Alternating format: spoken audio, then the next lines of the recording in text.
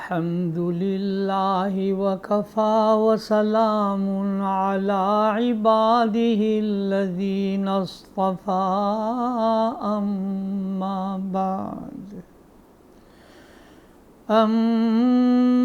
بعد فأعوذ بالله من الشيطان الرجيم بسم الله الرحمن الرحيم إن الله وملائكته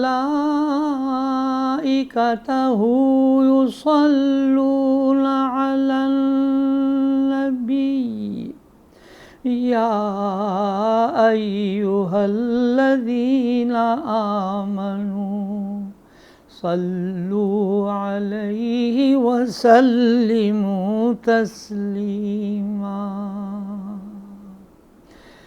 صدق الله العظيم وصدق رسوله النبي الكريم ونحن على ذلك لمن الشاهدين والشاكرين والحمد لله رب العالمين۔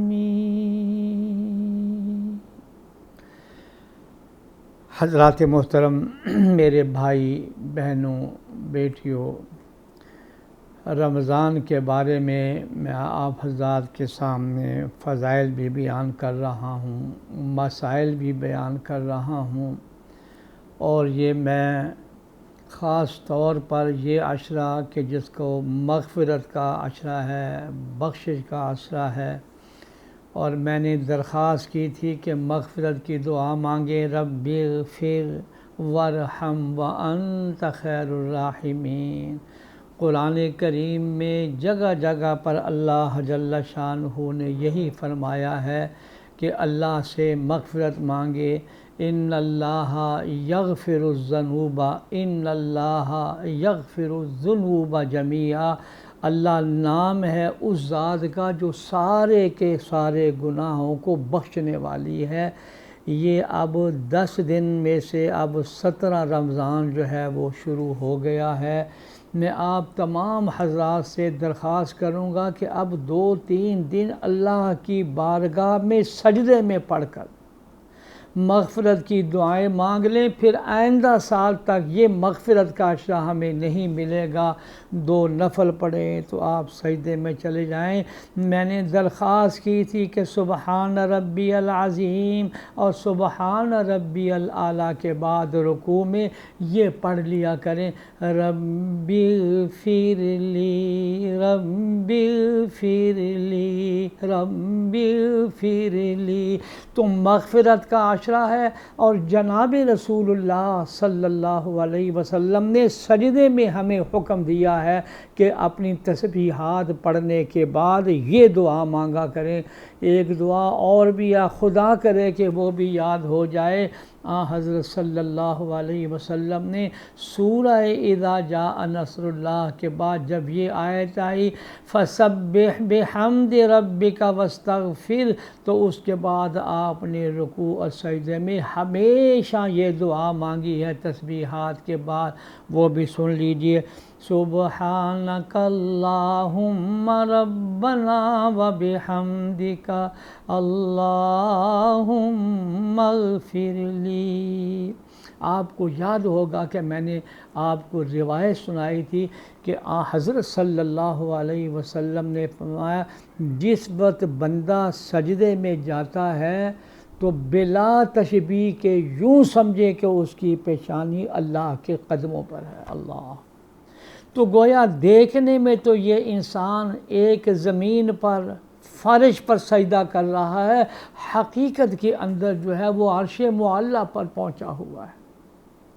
خواجہ عزیز الحسن مجذوب رحمۃ اللہ علیہ کا پھر یہ آیا، فرمانے لگے تصور عرش پر ہے وقف سجدہ ہے جبیں میری، جبیں پیشانی کو کہتے ہیں، یعنی جس وقت میری پیشانی سجدے میں جاتی ہے تو میرا تصور پھر عرش پر پہنچ جاتا ہے، تصور عرش پر ہے، وقف سجدہ ہے جبیں میری، میرا پھر پوچھنا کیا آسماں میرا زمین میری۔ اندازہ لگا، دیکھنے میں تو میں یہاں ہوں اور میں حقیقت میں وہاں پہنچا ہوں عرش معلیٰ پر۔ اسی لیے حضرت صلی اللہ علیہ وسلم کو معراج کی رات جب یہ 5 نمازیں ملی تو فرمایا مومنین کی معراج بھی یہی نماز اور یہی سجدہ ہے۔ حدیث کے الفاظ ہیں الصلاۃ معراج المومنین، الصلاۃ معراج المومنین۔ تو حضرات محترم میری درخواست یہ ہے کہ مغفرت کے عشر میں، رکوع میں، سجدے میں نماز توبہ پڑھیں تو جا کر اللہ سے دعا مانگتے رہیں رب اغفر لی، یا میں نے ذکر کیا تھا کہ آپ نے سورہ مومنون 18واں پارہ آخری آیت ہے رب اغفر وارحم وانت خیر الراحمین۔ اب حسب معمول میں نے وعدہ کیا تھا کہ میں آپ کو 40 صلاۃ و سلام سناؤں گا۔ میں نے 25 درود شریف اور صلات پیش کیے اور ہر ایک کا حوالہ بھی ہے انشاءاللہ العزیز۔ اب 2 دنوں کے اندر اندر یہ واٹس ایپ پر بھی آ جائے گا، یوٹیوب پر بھی آ جائے گا، ترجمہ بھی آ جائے گا، سب حوالے آ جائیں گے، آپ وہاں سے آسانی سے پڑھ لیں گے۔ اب میں آپ کے سامنے سلام کے سیغے درود کہتے ہیں میں نے پیش کر دیا ہے۔ اب حضرت صلی اللہ علیہ وسلم نے ہمیں سلام کرنا کا بھی یعنی التحیات بھی ہمیں سکھلائی ہے۔ اب وہ سن لیجئے التحیات للہ والصلوات والطیبات السلام علیک ایہا النبی، السلام علیک ایہا النبی ورحمۃ اللہ وبرکاتہ، السلام علینا وعلی عباد اللہ الصالحین، اشہد ان لا الہ الا اللہ واشہد ان محمدا عبدہ ورسولہ۔ آج میرے موضوع میں کچھ اور بھی باتیں ہیں جو میں 17 رمضان کے حوالے سے بیان کروں گا، اس لیے میں آج ایک ہی مسنون سلام پر اکتفا کرتا ہوں۔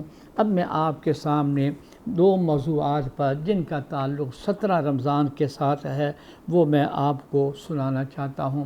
سب سے پہلی بات کہ معرکہ اول، سب سے پہلا جہاد جو ہے وہ میدان بدر میں سن 2 ہجری کو ہوا ہے۔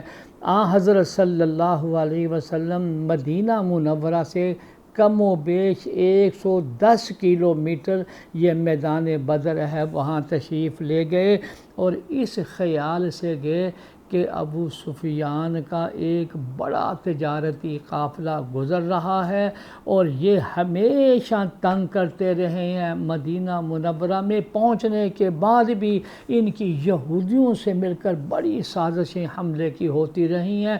تو حضرت صلی اللہ علیہ وسلم نے فرمایا کہ اس تجارتی قافلے پر ہم نے حملہ کرنا ہے تاکہ ان کو پھر آئندہ جرأت نہ ہو ہم پر حملہ کرنے کی۔ تو جس پر یہ چلے ہیں تو ابو سفیان کو جب یہ معلوم ہو گیا کہ حضرت صلی اللہ علیہ وسلم 313 صحابہ کرام کو لے کر میدان بدر میں پہنچ گئے ہیں، اس نے اپنے جاسوس بھیجے ہیں، معلومات لی ہے۔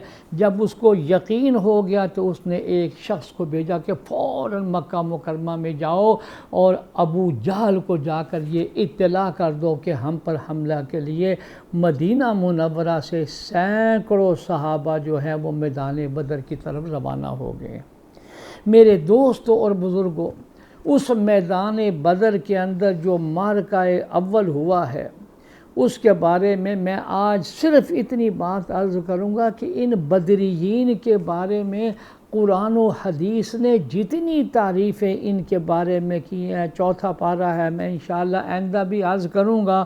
آج میں چند آپ کو وہ بشارتیں سناتا ہوں جو بدریین کے بارے میں قرآن و حدیث کے اندر آئی ہیں۔ بدری صحابہ کے بہت فضائل ہیں، ایک مرتبہ حضرت جبرائیل حضرت صلی اللہ علیہ وسلم کے پاس آئے اور یہ پوچھا کہ غزوہ بدر میں شریک ہونے والوں کو آپ اپنوں میں سے کس طبقے کے لوگوں میں شمار کرتے ہیں، کیا درجہ دیتے ہیں ان بدریین کو؟ تو حضور صلی اللہ علیہ وسلم نے فرمایا ہم ان سب کو افضل، اعلیٰ اور سب سے بہتر مسلمان شمار کرتے ہیں۔ حضرت جبرائیل نے جو جواب دیا وہ سن لیجئے۔ فرمایا کہ جو فرشتے اس میدان بدر کے اندر اللہ نے بھیجے تھے ان فرشتوں کی بھی عزت و اکرام آسمانوں پر بدر کی نسبت سے بہت زیادہ ہو گیا۔ تو حضرت جبرائیل نے کہا اسی طرح ان فرشتوں کا مقام بھی ہمارے ہاں بلند ہے جو غزوہ بدر میں شریک ہوئے تھے۔ یہ میں بخاری شریف کا سبق آپ کو سنا رہا ہوں۔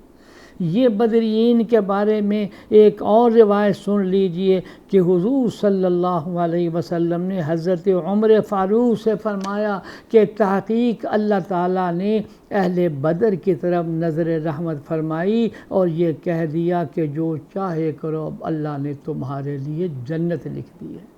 یعنی اللہ نے ایسا دل ان کا بنا دیا ہے، گناہ کا تو تصور بھی نہیں ہے، اب یہ جنتیوں والے کام کریں گے اور اللہ نے ان کے لیے جنت لکھ دی ہے۔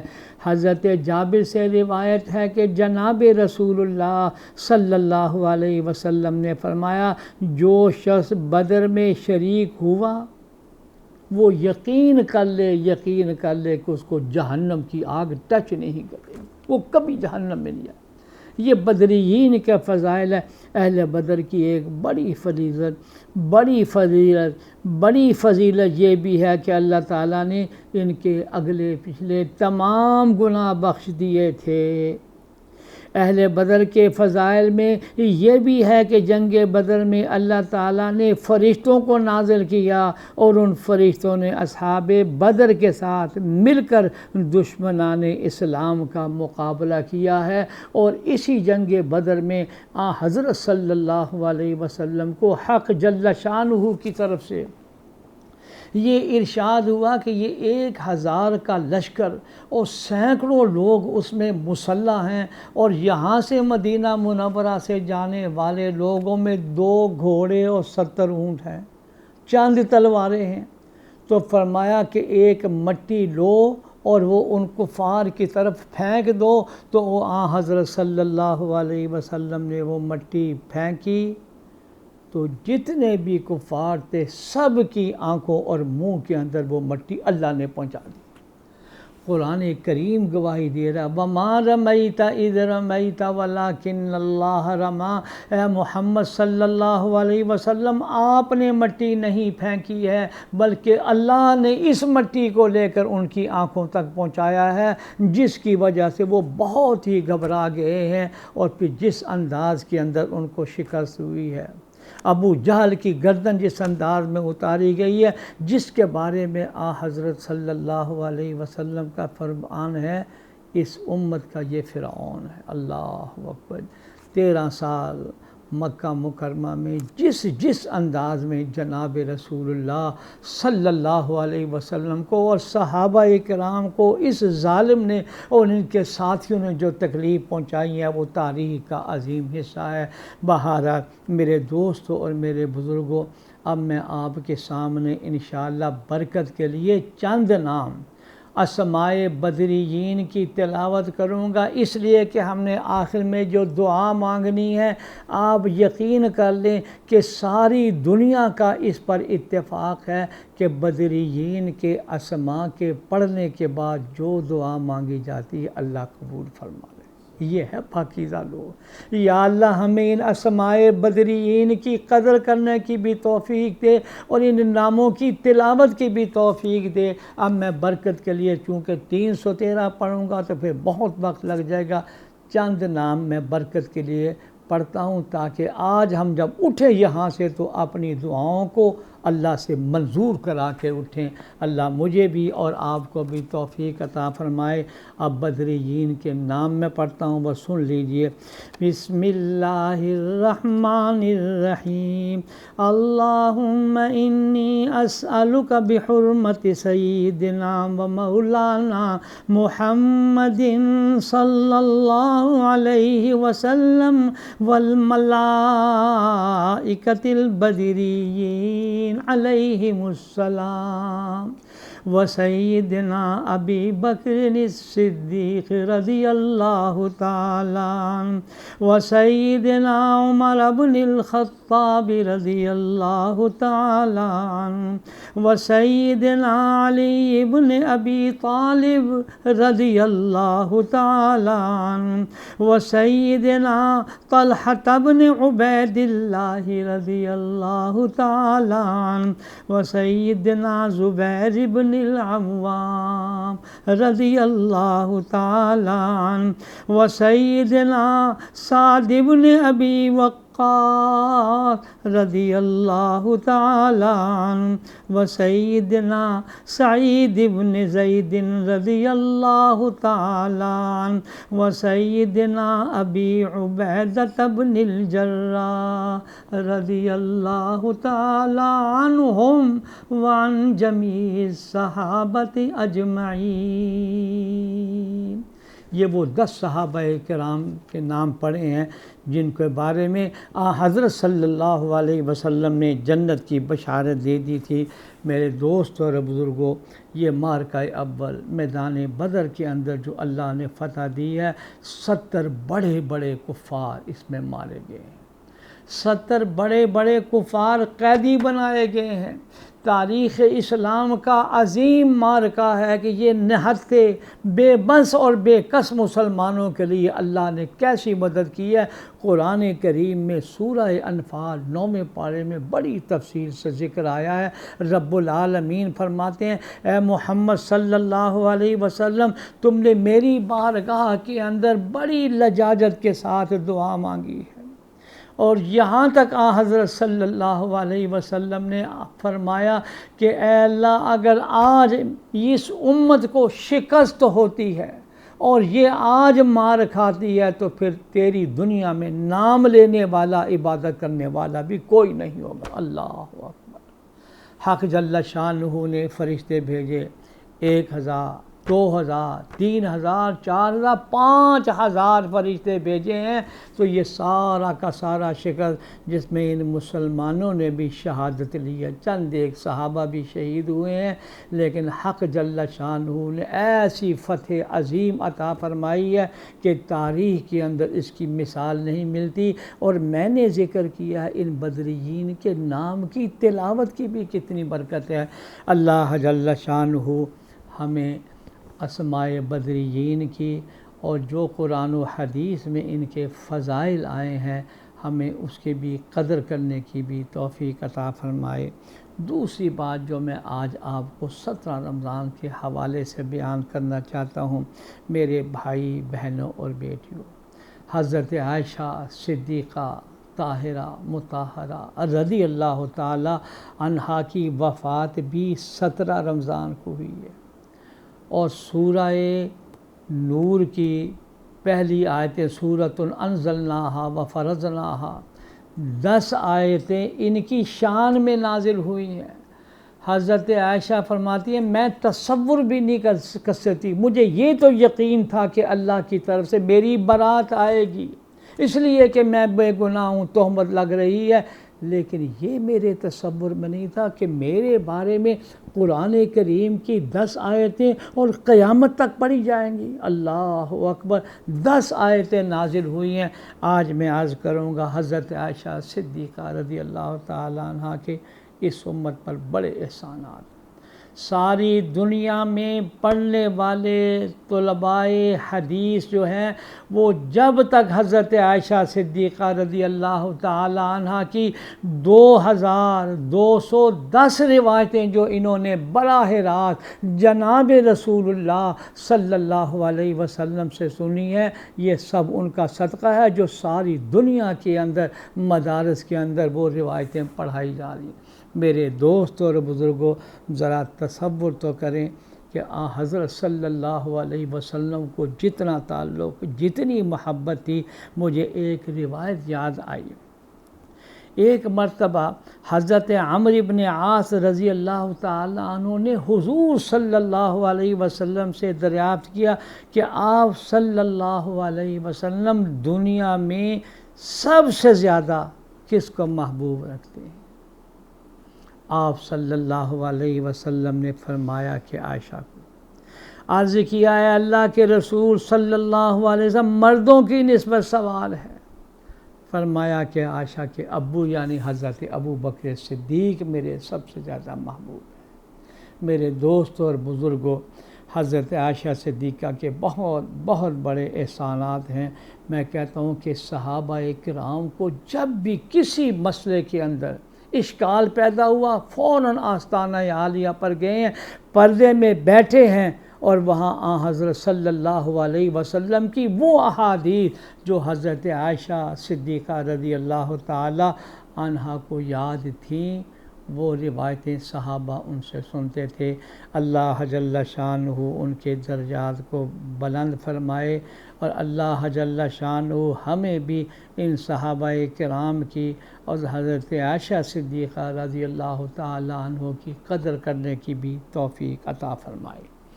اب میرے دوستوں اور بزرگوں، میں اب پھر رمضان کے بارے میں بھرا بیٹھا ہوں۔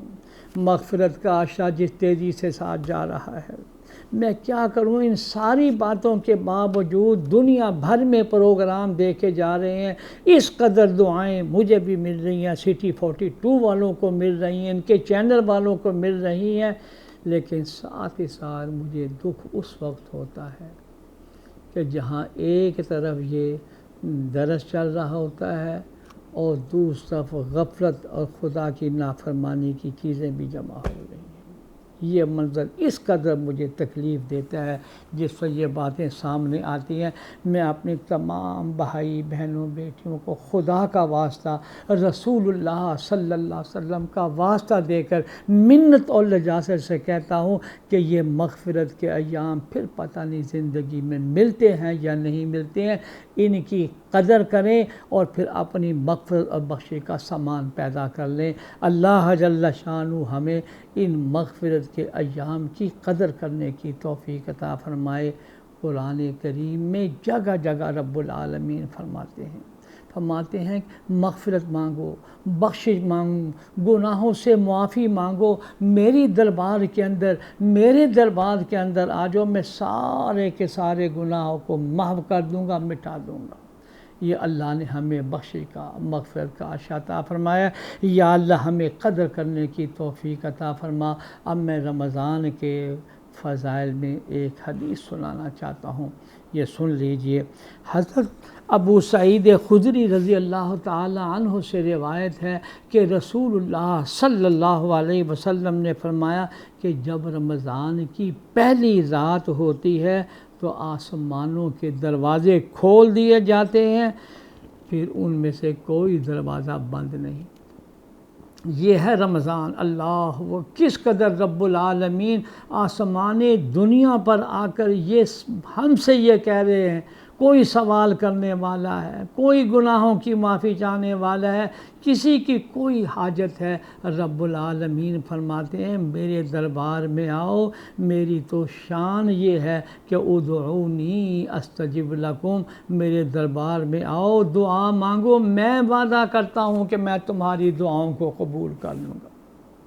مجھے صفا مروہ کی ایک دعا یاد آ گئی، اس میں اسی آیت کا حوالہ دے کر یہ کہا گیا کہ یا اللہ آپ نے فرمایا ہے اور کائنات میں آپ سے بڑھ کر کوئی سچا نہیں، وَقَوْلُكَ الْحَقِّ، آپ کا کلام 100% سچا ہے کہ ادعونی استجب لکم، مجھ سے دعا مانگو میں قبول کروں گا۔ یہ میں صفا مروہ کی دعا کا خلاصہ بیان کر، یہ آیت پڑھ کر وہ کہتے ہیں کہ یا اللہ جب آپ کا وعدہ ہے، ہم صفا مروہ میں اپنا طواف میں چل رہے ہیں، ہم درخواست کرتے ہیں کہ یا اللہ ہم نے اپنی حاجتیں، ضرورتیں آپ کی بارگاہ میں پیش کر دی ہیں، ہماری ڈیوٹی آپ نے یہ لگائی تھی مجھ سے مانگو مجھ سے مانگو، یا اللہ ہم نے مانگ لیا، اب آپ بھی اپنا وعدہ پورا فرمائیں کہ آپ نے بھی تو فرمایا ہے میں دعا کو قبول کروں گا۔ یہ جملہ ایسا میرے دل پر جڑا ہے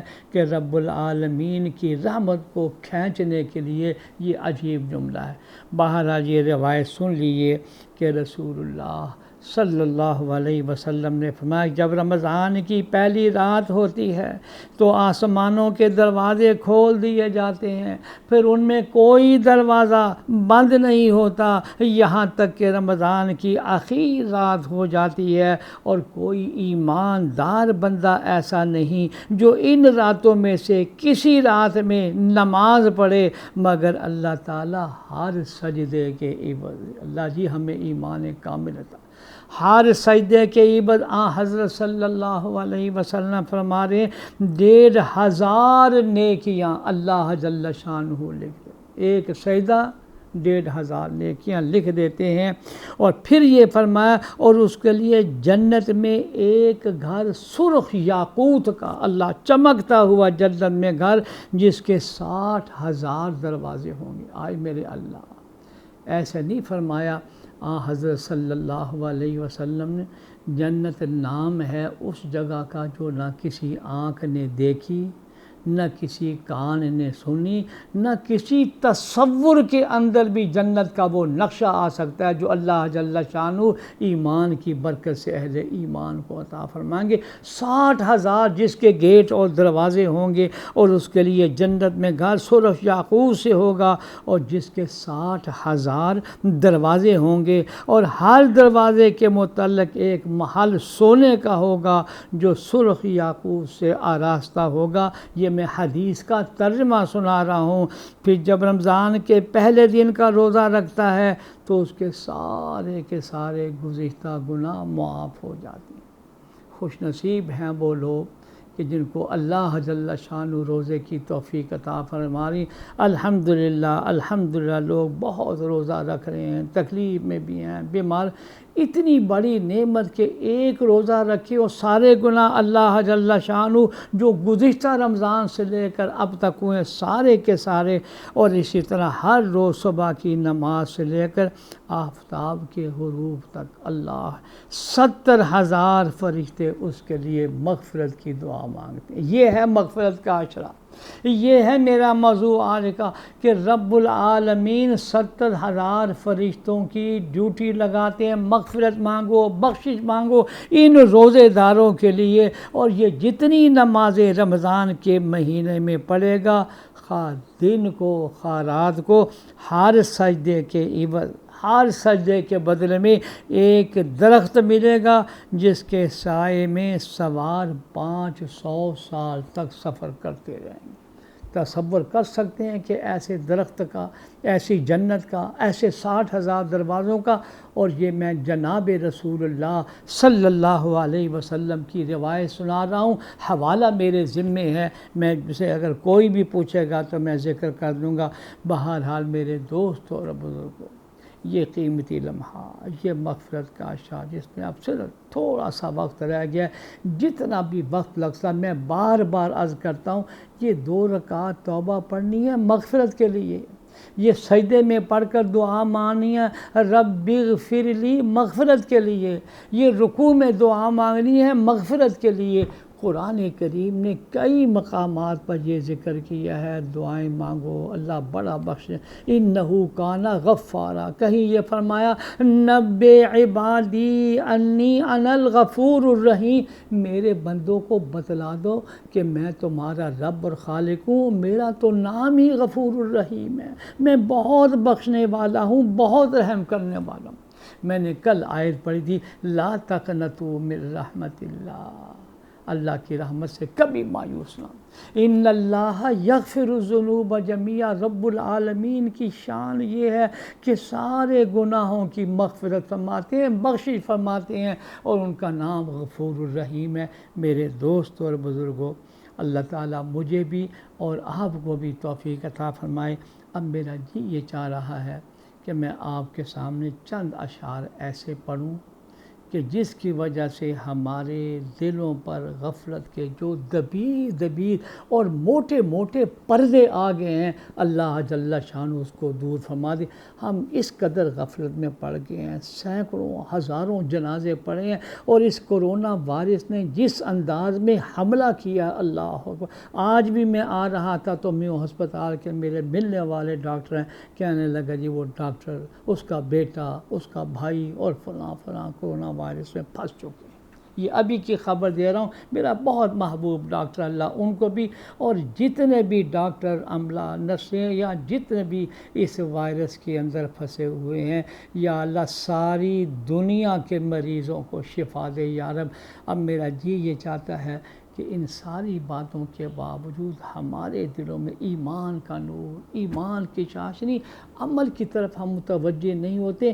ہمیں یہ پتہ نہیں کہ یعنی کہ ہر روز ہمارا قدم قبر کی طرف جا رہا ہے، اس کا تو کوئی کافر بھی انکار نہیں کر سکتا ہے۔ لہذا میں چند اشعار آپ کو خواجہ عزیز الحسن مجذوب کے سناتا ہوں، انشاءاللہ آپ غور سے سنیں گے تو یہ غفلت میں آیا ہوا دل انشاءاللہ ایمان کے نور سے بھر جائے گا۔ آپ سن لیجئے۔ آخرت کی فکر کرنی ہے ضرور، آخرت کی فکر کرنی ہے ضرور، جیسے کرنی ویسے بھرنی ہے ضرور، عمر یہ ایک دن گزرنی ہے ضرور، قبر میں میت اترنی ہے ضرور، ایک دن مرنا ہے آخر موت ہے، کر لے جو کرنا ہے آخر موت ہے، آنے والی کس سے ٹالی جائے گی، کوئی ٹال سکتا ہے موت کو؟ رب العالمین فرماتے کو کائنات میں بڑے سے بڑا حکمران اس موت کا تو علاج کر کے بتلائے۔ رب العالمین فرماتے ہیں کیوں مرتے ہو جب خدا کو نہیں مانتے ہو؟ بے بس، اس کرونا وائرس کے سامنے ساری دنیا بے بس ہو گئی ہے، تو موت کا کون علاج ڈھونڈے گا؟ آنے والی کس سے ٹالی جائے گی، روح رگ رگ سے نکالی جائے گی، تجھ پہ ایک دن خاک ڈالی جائے گی، ایک دن مرنا ہے آخر موت ہے، کر لے جو کرنا ہے آخر موت ہے، دفن خود صدہا کیے زیر زمین، پھر بھی مرنے کا نہیں حق الیقین، تجھ سے بڑھ کر بھی کوئی غافل نہیں، کچھ تو عبرت چاہیے، کچھ تو عبرت چاہیے اے نفس لئیم، ایک دن مرنا ہے آخر موت ہے، کر لے جو کرنا ہے آخر موت ہے، جب اس بزم سے اٹھ گئے دوست اکثر، اور اٹھتے چلے جا رہے ہیں برابر، یہ ہر وقت پیش نظر جب ہے منظر، یہاں پھر تیرا دل بہلتا ہے کیوں کر، جگہ جی لگانے کی دنیا نہیں ہے، یہ عبرت کی جا ہے، یہ عبرت کی جا ہے، تماشا نہیں ہے یہاں سے تجھ کو جانا ایک دن، قبر میں ہوگا ٹھکانہ ایک دن، اللہ اکبر۔ ایسا نہیں، قرآن کریم میں بار بار یہ فرمایا گیا ہے موت کو یاد رکھو، موت کو سامنے رکھو، موت وہ چیز ہے جو انسان کو بڑے بڑے گناہوں سے بچانے والی ہے، آج ہم اس موت کو بھولے ہوئے ہیں۔ تو خواجہ صاحب فرماتے ہیں، یہ سن لیے، آخرت کی فکر کرنی ہے ضرور، جیسے کرنی ویسے بھرنی ہے ضرور، ہے یہاں سے تجھ کو جانا ایک دن، قبر میں ہوگا ٹھکانہ ایک دن، منہ خدا کو ہے دکھانا ایک دن، ہائے میرے اللہ۔ منہ خدا کو ہے دکھانا ایک دن، اب نہ غفلت میں گوانا ایک دن مرنا ہے آخر موت ہے، کر لے جو کرنا ہے آخر موت ہے۔ حضرات محترم، میں پھر عرض کروں گا کہ رمضان کے روزے، یہ تراویح جس کے بارے میں نے ذکر کیا تھا کہ یہ 20 تراویح 40 سجدے ہیں، 40 سجدے یہ اللہ کے مقامات قرب ہیں، سب سے زیادہ قرب حالت سجدے میں انسان کو نصیب ہوتا ہے۔ اللہ نے یہ رمضان اور حضرت صلی اللہ علیہ وسلم نے تراویح کو مسنون قرار دے کر ہماری مغفرت اور بخشش کے لیے اتنا بڑا پھاٹک کھول دیا۔ یہ 40 سجدے اگر ہم کرتے رہیں گے، 20 تراویحاں پڑھتے رہیں گے تو آپ یقین کر لیں جناب رسول اللہ صلی اللہ علیہ وسلم کی شفاعت بھی نصیب ہوگی۔ میدان محشر میں عرش کے سائے میں ایک بہت بڑا دسترخوان بچھایا جائے گا، لاکھوں کروڑوں انسان وہاں ہوں گے۔ اس رمضان میں ان نیکیوں پر عمل کرنے والوں کو بھی اس دسترخوان پہ اللہ جل شانہ جگہ عطا فرمائیں گے۔ میرے دوست اور بزرگوں، میں پھر درخواست کرتا ہوں، آج اس اللہ کو راضی کر لی۔ اللہ ہم سے ناراض ہے، اللہ ہم سے ہمارے اعمال ایسے ہو گئے ہیں کہ ہم لوگوں نے اس قدر گناہ کیے ہیں، اس قدر گناہ، ہماری آنکھیں، ہماری زبان، ہمارے ہاتھ، ہمارے کاروبار، ہماری تجارت، یہ ہماری ملاوٹیں، یہ کم تولنا اس قدر زیادہ ہو گیا ہے کہ اللہ معاف میں یہ چیزیں ہیں جو خدا کے قہر کو دعوت دے رہی ہیں۔ میرے دوست اور بزرگوں، واحد حل اس کا یہ ہے کہ رب العالمین فرماتے ہیں تم فکر نہ کرو، مجھے یقین ہے کہ آدم کا بیٹا یعنی کوئی انسان روئے زمین میں آئے اور اس سے گناہ سرزد ہو، ایسا نہیں ہوگا۔ تو فرمایا التائب من الذنب کمن لا ذنب لہ، گناہوں سے توبہ کرنے والا ایسا ہے جیسے اس نے گناہ کیا ہی نہیں ہے۔ آج اللہ کی بارگاہ میں دست سوالی ہاتھ اٹھا کر رو کر دعائیں مانگیں کہ اللہ جی ہم اعتراف کرتے ہیں، ہمارے گناہوں کو معاف فرما، معاف فرما، معاف فرما۔ یا اللہ یہ مغفرت کا عشرہ بھی ہم سے رخصت ہو رہا ہے۔ اللہ جی بڑی غفلتوں میں صبح و شام گزری ہے، میرے اللہ جی اعتراف کرتے ہیں، اقرار کرتے ہیں ہم نے قطعاً اس کا حق ادا نہیں کیا ہے۔ یا اللہ ہم کہاں جائیں، ہمارا واحد سہارا صرف اور صرف آپ کی ذات ہے۔ یا اللہ ہمیں معاف فرما، معاف فرما، معاف۔ یا اللہ یہ واحد جن نے ساری دنیا کو لپیٹ میں لے لیا ہے، پتہ چل گیا ہے کہ اس کائنات کے اندر حکومت ہے تو صرف اللہ کی، طاقت ہے تو صرف اللہ کے پاس ہے۔ یا اللہ ہم بالکل بے بس اور عاجز ہو گئے، ہماری بے بسی اور عاجزی پر رحم فرما۔ اس کرونا وائرس سے یا اللہ ساری دنیا کو نجات عطا فرما۔ یا اللہ جتنے بھی لوگ ڈاکٹر ہیں، طبی عملہ ہیں، یا اللہ اس مرض میں پھنس گئے ہیں، یا اللہ تیری رحمت کا واسطہ دیتے ہیں ان سبوں کو یا اللہ صحت عطا فرما۔ اس وائرس سے یا اللہ ساری دنیا کی حفاظت فرما۔ یا اللہ یہ ہمارا پیارا ملک بڑے دباؤ میں آ گیا ہے۔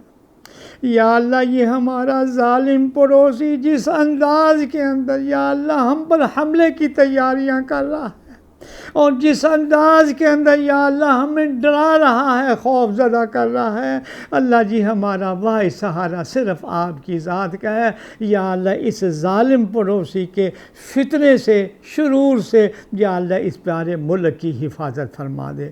یا اللہ ہماری افواج یا اللہ جو سرحدوں پہ پہرا دے رہے ہیں، ان ظالم پڑوسیوں کو یا اللہ سب سے زیادہ بریک لگانے والی یہ ہماری افواج ہیں، اللہ جی ہماری طرف سے ان کو جزائے خیر عطا فرما۔ یا اللہ تیری رحمت کا واسطہ دیتے ہیں، یا اللہ ہماری حکومت، عوام، علماء، تمام ممبران کو یکجان کر کے اس ملک کی حفاظت کے ایک ایک انچ کی حفاظت کی توفیق عطا عطا فرما۔ میرے اللہ تیری بارگاہ میں پھر درخواست کرتے ہیں یہ مغفرت کا عشرہ ہم سے رخصت ہو رہا ہے، یا اللہ ہم سب کی مغفرت فرما۔ یا اللہ جتنے میرے بھائی بہنیں بیٹیاں دنیا بھر میں دستے سوالی لیے ہوئے حاضر ہیں، میرے اللہ جی کسی کو بھی محروم نہ فرما، سب کی مغفرت فرما، سب کے گھروں کو سکون والے بنا، 100% بچے اور بچیوں کو یا اللہ پکا نمازی بنا۔ یا اللہ اس فتنے کے دور میں ہمارے بچے اور ہماری بچیاں جس انداز کے اندر دین سے دور ہو رہی ہیں اور ماں باپ بالکل بے بس ہو گئے، میرے اللہ جی ہم بے بس ہیں تو آپ تو بے بس نہیں ہیں۔ یا اللہ ہماری عاجزی پر رحم فرما اور ہمارے گھر کے سارے بچے اور بچیوں کو یا اللہ پکا نمازی بنا، سب کو قرآن کریم کی تلاوت کی توفیق عطا فرما۔ یا اللہ بیماروں کو صحت عطا فرما۔ میں نے درخواست کی تھی اس عشرے میں بہت زیادہ مرحومین کے لیے دعائیں مانگنی ہیں، یا اللہ جو ہمارے بزرگ والدین بہن بھائی قبروں میں چلے گئے ہیں، یا اللہ مغفرت کا عشاء سب کی بخشش فرما دے، مغفرت فرما دے۔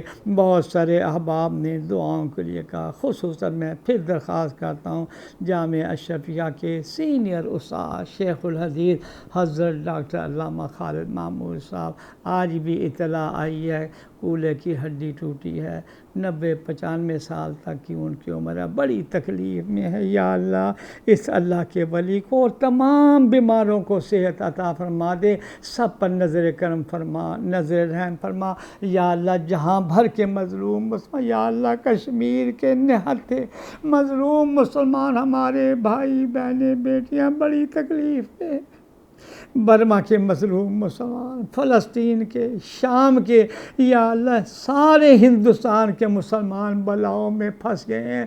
یا اللہ ہمارا تو واحد سہارا صرف اور صرف آپ کی ذات کا ہے۔ یا اللہ تمام دنیا کے مسلمانوں کی بلاؤں کو، مصیبتوں کو، پریشانیوں کو دور فرما۔ یا اللہ تیری رحمت کا واسطہ دیتے ہم سب پر نظر کرم فرما۔ ربنا آتنا فی الدنیا حسنہ وفی الآخرۃ حسنہ وقنا عذاب النار۔ سبحان ربک رب العزۃ عما یصفون وسلام علی المرسلین والحمد للہ رب العالمین۔